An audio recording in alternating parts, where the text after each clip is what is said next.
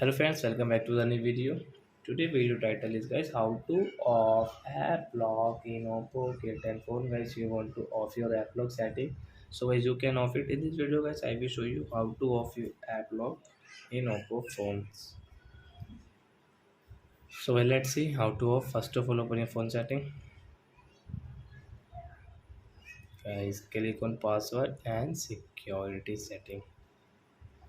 Then guys, click on privacy password. Draw your guys privacy password, and guys you can see turn off password. And guys, turn off.